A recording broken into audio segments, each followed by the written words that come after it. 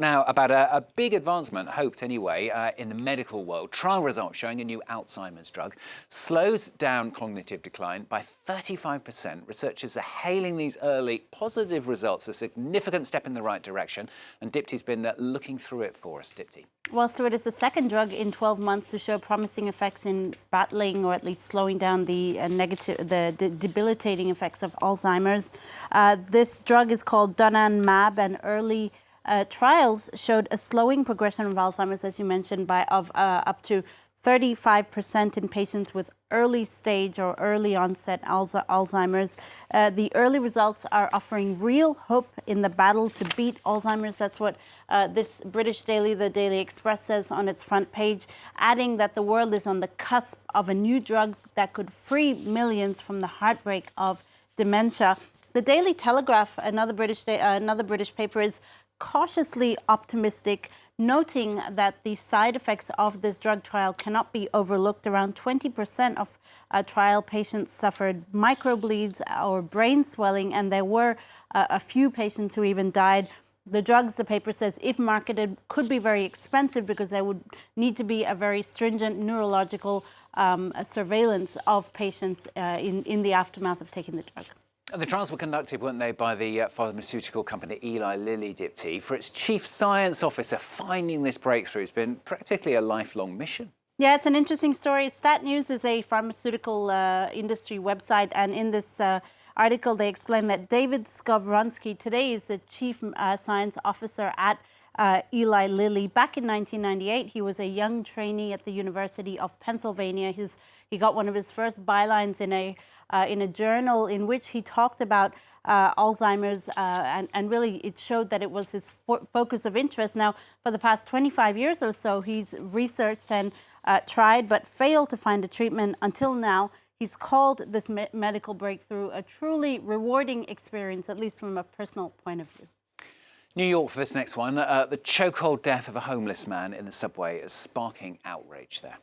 Yeah, it's on the front page of the New York Daily News, the local paper there. Anger is boiling over the death of this man, a 30-year-old homeless man, Jordan Neely, in the New York subway on Monday afternoon. He was put into a chokehold by a stranger who turned out to be a former Marines officer after apparently suffering from some sort of mental health episode. He had not physically attacked anyone, but he was behaving erratically, screaming for food and water.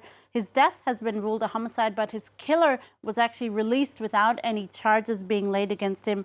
Protesters led a demonstration yesterday in the subway in New York as the death of Neely turns into a question about policing, mental health, treatment and social welfare. The New York Post, meanwhile, looks at the backstory of this man. According to his aunt, he had suffered from depression and schizophrenia from a very young age after his mother was brutally murdered.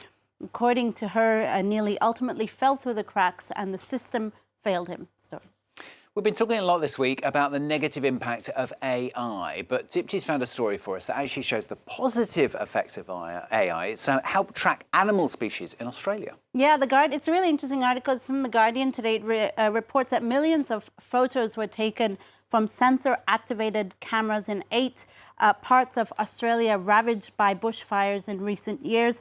Google AI technology has captured and analyzed the images, showing us just how vulnerable species were able to recover and, in some cases, even bounce back after the devastating loss of their habitat. So the Google AI technology, The Guardian explains, was initially quite inaccurate. It identified wombats as pigs and kangaroos as deer, but it can now identify these species with 90% accuracy. Researchers hope the results could actually help inform us on how to better protect these species in the future from what is looking to be inevitably more and more bushfires as climate change intensifies. Very cute. Finally from Dipti, New York Times. This is one of the strangest fashion trends. I have no idea what this is going to look like. Could take 2023 by storm. Apparently, corset hoodies.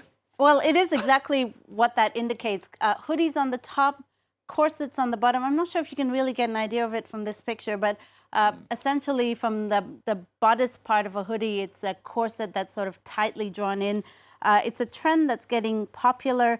It's kind of, comfy on the top, restrictive on the bottom, a fashion Frankenstein in the words of the Times. You can thank Mugler's creative director, Casey Cadwallader, for bringing us this trend. He says it formalizes the informal thing and it's kind of a symbol of our post-pandemic world. But let's end on something a little less contentious. It's May the 4th today, Stuart.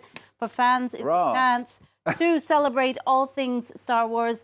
A fun fact for you, back in 1979, May the 4th was the day that Margaret Thatcher took office. The London Evening News ran a full-page ad congratulating her on her appointment, saying, "May the 4th be with you, Maggie." As it turns out, The Empire Strikes Back was actually being filmed in nearby studios at the time, so it's possible that newspaper made its way into the studios at the time, Stuart. Thank you very much, I do, Dipsy. If you are a Star Wars fan, you may or may not get that terrible reference. I decided not to do an impression, though.